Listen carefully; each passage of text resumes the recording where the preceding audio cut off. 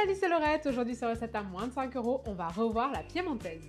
Pour cette recette, il nous faut pommes de terre, huile d'olive, beurre, il nous faut de la ciboulette, il va nous falloir un œuf dur, de la mayonnaise, capre, vinaigre de cidre, roquette, jambon blanc, cornichon et moutarde à l'ancienne. Allez, on s'attaque à un grand classique de bistrot, la salade piémontaise.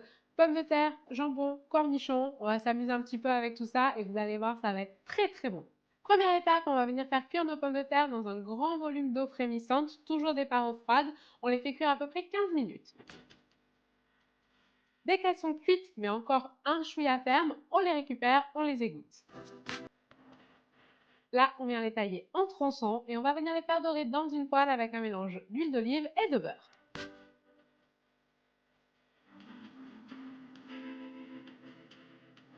Une fois qu'elles sont bien cuites des deux côtés, on réserve.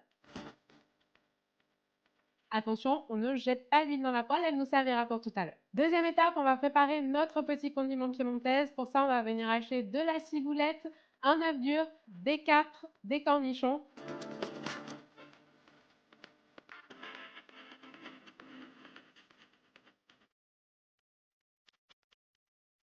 On met tout ça dans le saladier et on va venir assaisonner avec du vinaigre de vin, un petit peu de moutarde à l'ancienne, de la mayonnaise et on mélange tout ça.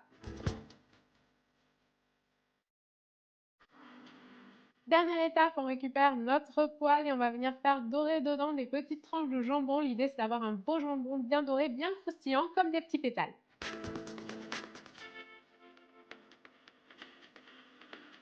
Pour le dressage, on vient mettre les palets dans l'assiette, on rajoute notre condiment, sel, poivre, huile d'olive. On va venir mettre nos petits pétales de jambon, un peu de roquette, quelques cornichons et il n'y a plus qu'à se régaler.